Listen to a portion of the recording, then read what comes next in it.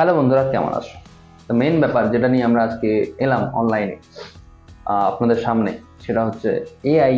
AI artificial intelligence, সেটা নিয়ে সবাই কথা বলছে, সবাই চর্চায় আছে আজকাল। ইউটিউবে অ্যান্ড ফেসবুকে আমি দেখছি কিছু কিছু আর্ট বেরিয়েছে, গিবলি সামথিং কিছু বলে, যেটাতে লোক কার্টুনিজ ইমেজ বানাচ্ছে এআই থেকে। ভিডিও এডিটিং থেকে শুরু করে অনেক কিছুই আজকাল এআই দ্বারা হয়ে যাচ্ছে। তাহলে আজকে আমি আপনাদের সাথে শেয়ার করব এআই আমাদের আর্টিফিশিয়াল ইন্টেলিজেন্সই আমাদের হেলথ কেয়ারে কী কী ইম্প্যাক্ট ফেলছে বা ফেলতে পারে ইন ফিউচার, অথবা অলরেডি ফেলা স্টার্ট করে দিয়েছে। আর তার সাথেও এটা আপনাদের জানতে হবে যে এআই এর জন্য আপনাদের কি কি ডিমেরিট ভবিষ্যতেও ফেস করতে হতে পারে। ঠিক আছে, তো চলুন বন্ধুরা, আজকে জেনে নেওয়া যাক আমার এই ছোট্ট ভিডিওর মধ্যে দিয়ে। যদি ভিডিওটা আপনাদের ইনফরমেটিভ লেগে থাকে, ভালো লেগে থাকে, অবশ্যই লাইক, ফলো অ্যান্ড সাবস্ক্রাইব করে দিয়ে যাবেন। ঠিক আছে, চলুন তাহলে আর্টিফিশিয়াল ইন্টেলিজেন্সি অ্যাকচুয়ালি কি আমি জানি আপনারা সবাই জানেন, বাট আমি একটু ছোট্ট ডিসক্রিপশন দিয়ে দিই।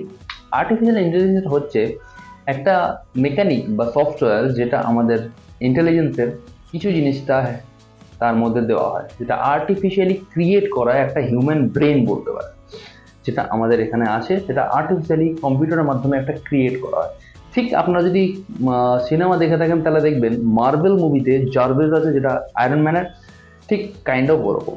ঠিক আছে, সেটাই আর্টিফিশিয়াল ইন্টেলিজেন্সি বলে। হ্যাঁ, প্রপার ডেসক্রিপশন গুগলে পেয়ে যাবেন, আপনারা সেখান থেকে পড়ে নিতে পারেন, অথবা আরও অনেক জায়গাও পেয়ে যেতে পারেন। তো সেখান থেকে আপনারা প্রপারলি যদি ডেসক্রিপশন চান তো সেটা আপনারা পড়ে নিতে পারেন, বাট আমার মনে হয় না আপনাদের অতটা দরকার। তাই আমি এইটুকুর মধ্যেই আপনাদের জাস্ট বোঝানোর জন্য ওইটুকুই রাখলাম। ঠিক আছে, তাহলে এবার আসা যাক আর্টিফিশিয়াল ইন্টেলিজেন্সি আমাদের হেলথ কেয়ারে কী কী বেনিফিট দেয়, কী কী ইম্প্যাক্ট ফেলতে পারে বা ফেলছে। Number one, early diagnosis. দেখুন, একটা এমআরআই, সিটি ব্রেন বলুন বা সিটি স্ক্যান বলুন বা পেট সিটি বলুন, অথবা যে কোনো এক্স রে অথবা যাই কিছু একটা রেডিওলজিস্টের কাছে যদি দেওয়া হয়, তখন তাকে দেখতে হয় প্রপারলি, খুঁটিয়ে তদন্ত করে দেখে তার আইস, রেডিওলজিস্টের যে আইসটা থাকে এটা প্রপারলি ট্রেন থাকে। ঠিক আছে, সে দেখে প্রপারলি একটু ডায়াগনোস করতে একটু টাইম লেগে যায়। আর্টিফিশিয়াল ইন্টেলিজেন্সটাকে যদি আমরা সেইভাবে ক্রিয়েট করতে পারি বা সেইভাবে আমরা যদি করি, তাহলে যে কোনো এক্স রে, যে কোনো এমআরআই, যে কোনো সিটি স্ক্যান বা যে কোনো রিপোর্ট যদি ওর হাতে দেওয়া হয়, within a fraction of minute সে পুরো ডায়াগনোসিস করে বলে দেবে যে what is actually problem in your body. তার জন্য রেডিওলজিস্ট অথবা প্যাথোলজিস্ট অথবা অনেক যে ফিল্ড আছে সেইগুলো কমে গিয়ে একটা ছোট্ট এআই আপনাকে বলে দেবে বা আমাদের বলে দেবে যে অ্যাকচুয়ালি কি। নাম্বার টু, সেটা হচ্ছে পার্সোনালাইজ ট্রিটমেন্ট।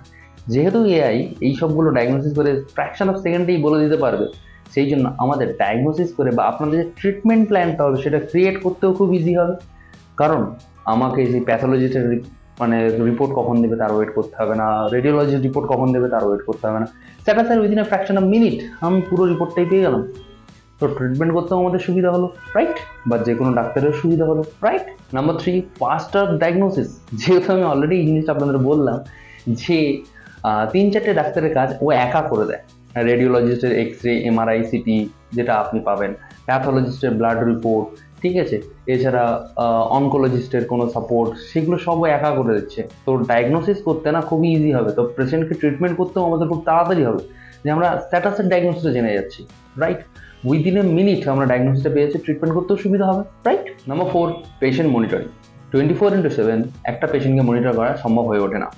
তাই একটা সিস্টেমের মধ্যে যদি আমরা এআই রাখি মনিটর করার জন্য, কোনো পেশেন্টের কে মনিটর করবো তার জন্য একটা সিস্টেম রাখলাম যেটার মধ্যে এআই রয়েছে, তার সামান্য রকম কোনো যদি অ্যাবনর্মালিটি দেখা যায়, ধরুন জাস্ট বিপিটা সাডেনলি স্পাইক করে সঙ্গে সঙ্গে নর্মাল, মানে আপনি মাপার সাথে সাথে কিন্তু বিপিটা নর্মাল পেয়ে গেলেন, ব্লাড প্রেশার, ঠিক আছে, বা পালস রেট সাডেনলি বাড়ছে কমে যাচ্ছে, যে আপনি যখন মাপতে গেছেন তখন হয়তো নর্মাল, আপনি আগেও যখন মেরেছেন তখন নর্মাল, বাট সাডেন একটা ফ্র্যাকশন অফ সেকেন্ডের জন্য হট করে বাড়লো, বেড়ে কমে গেল।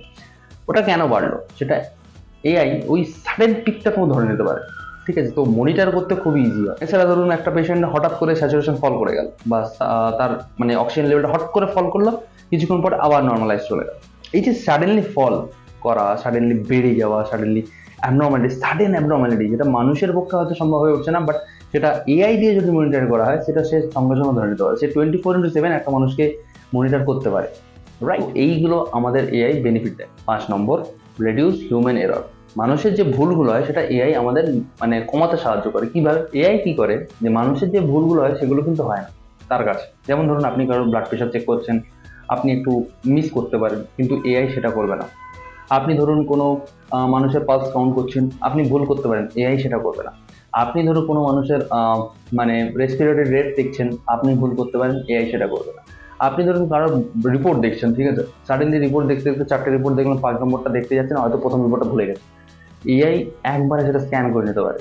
সো এই যে ভুলগুলো আপনার দ্বারা হতে পারে, নর্মালি হয় না, যখন একটা ডাক্তার মানে তার ফটোগ্রাফিক মেমোরি থাকে, এগুলো একটা ডাক্তারের দ্বারা এক্সপেক্টেড নয়, তো সেইগুলো এআই কিন্তু করে না, রাইট? তো এআই এতগুলো বেনিফিট আমাদের দেয়, কিন্তু যেহেতু ওটা একটা মানুষ, একটা কম্পিউটার যেটাকে আমরা ক্রিয়েট করেছি, তো ডেফিনেটলি তার মধ্যে কিছু ফল্টও থাকবে, রাইট? তো সেই ফল্টগুলো কি কি জেনে নেওয়া যায়। Number 1, reduce human touch. AI কিন্তু তার মধ্যে কোনো এমপ্যাথি বা ইমোশন বা পেশেন্টকে কাউন্সেলিং করা এইগুলো কিন্তু তার মধ্যে থাকবে না, কোনো ফিজিওলজিক্যাল ইম্প্যাক্ট তার মধ্যে থাকে না, ঠিক আছে? টোটালি একটা মেশিন। তো সে জানে না how to council a patient, পেশেন্টের ভালো কোনটা, কীভাবে তাকে বোঝানো যাবে, এইগুলো কিন্তু এআই এর মধ্যে থাকবে না। এইগুলো আপনাদের মধ্যে থাকবে না, হিউম্যান বিইং এর মধ্যে, একটা মানুষের মধ্যে থাকে, কিন্তু এআই এর মধ্যে থাকবে না, রাইট? তো এই জিনিসটা হতে পারে। Number 2, data privacy. দেখুন এআই এর মধ্যে থাকলে সেটাকে ক্র্যাক করা যায়, কেউ হ্যাক করে আপনার ডাটা লিক করে নিতে পারে, কিন্তু মানুষ মানে আমাদের কাছ থেকে ডাটা লিক করা is totally not impossible but hard. মানে হুট করে একটা ডাক্তার কারোর জিনিস যদি জেনে থাকে, সেটা হুট করে পাবলিকলি করে না, বাট এআই করে দিতে পারে, ঠিক আছে? এআই ডাটা মিস ইউজ করে দিতে পারে, লিক করে দিতে পারে, কোনো কোম্পানি চাইলে আপনার ডাটা সেটা কিনে নিতে পারে, ঠিক আছে? তো এরকম একটা ব্যাপারে, কিন্তু ডাক্তার সেটা করে না। Number 3, depend on technology. Too much dependence on technology, মানে দেখুন কোনো জিনিসের উপর টু মাচ যখন আপনি ডিপেন্ডেন্ট হয়ে যাবে না, সেই জিনিসটা ভুল করতে থাকে, ভুল হয়, সেখান থেকেই ভুলটা বেরোয়, সেখান থেকেই মিস ডায়াগনোসিস হতে পারে, ঠিক আছে? কারণ একটা এআই ইজ এ টেকনোলজি, এটার মধ্যে জিনিস আমরা দিই, প্রডিউস করছে, আমরা দিচ্ছি, তো নতুন জিনিস সে শিখতে পারে না, নিজে থেকে নতুন কিছু শেখে না, তাকে আমরা যেটা শেখাবো সে সেটাই শিখবে। তো সেখান থেকে টেকনোলজির মধ্যে ভুল আসতে পারে, সেখান থেকে ডায়াগনোসিস ভুল হতে পারে, সেখান থেকে অনেক কিছু ভুল আসতে পারে, রাইট? Number 4, job replacement. দেখুন একটা এআই 3-4টে ডাক্তারের কাছে একা করে দিতে পারে, যেমন ধরুন প্যাথোলজিস্টের কাজ করে দিল, যেমন ধরুন রেডিওলজিস্টের কাজ করে দিল, তো এই সব জিনিসগুলো জব নষ্ট হয়ে যেতে পারে, সেখানে এআই সেই জায়গাগুলো রিপ্লেস করে দিতে পারে, সবচেয়ে বড় জিনিস, ঠিক আছে? Number 5, cost. যখন একটা হেলথ কেয়ারে এআই ঢুকে যাবে, তখন কিন্তু এআই যখন জিনিসটাকে ডায়াগনোসিস করা শুরু করবে বা এআই যখন ইম্প্যাক্ট ফেলা শুরু করবে, তখন কিন্তু সেখানে কস্টটাও অনেক বেশি হয়ে যাবে। সাধারণ মানুষের ক্ষেত্রে হয়তো সেই কস্টটা বেয়ার করা খুবই চাপের হয়ে যাবে। তো মেন যে কনক্লুশনটা আমরা আসি, যে প্রতিটা জিনিসের ভালো খারাপ দিক থাকে। এআই আমাদের যতটা হেল্প করতে পারে, খারাপ হয়তো ততটা করে না, বাট খারাপ কীভাবে করছে সেগুলো আমি বলেছি অলরেডি। তো সেই দিকগুলো যদি আমরা কনসার্ন করি, হেলথের মধ্যে ভালো দিক আছে, খারাপ দিকও আছে, সব কিছু দেখেই আপনাদের ইউজ করতে হবে জিনিসটাকে। তো মোদ্দা কথা হচ্ছে কি, AI is a good thing, হ্যাঁ, যদি সেটাকে ভালোভাবে ইউজ করা যায়। খারাপভাবে ইউজ করলে ডেফিনেটলি সেটা খারাপ হবে। যেমন আপনারা যদি দেখে থাকেন মার্ভেল মুভি, জার্ভেসকে যখন মানে ফুল পাওয়ারে এআই দিয়ে ইউজ করতে চেয়েছিল, টনি স্টার্ক, যেটা আল্ট্রন তৈরি হয়েছিল, যেটা ওয়ার্ল্ডকে ধ্বংস করতে চাইছিল। আমি জানি একটা মানে কমিক্সের একটা দিলাম, তো সেটাই হচ্ছে ব্যাপার। আবার সেখানে ভিশনকে যখন বানিয়েছিল, সে কিন্তু আবার ভালো হয়েছিল। তো এটাই হচ্ছে মেইন ব্যাপার, ভালো খারাপ দুটোই থাকবে। তো যদি আমার ভিডিও ইনফরমেটিভ লেগে থাকে, অবশ্যই like, follow and subscribe and share my channel. Bye bye.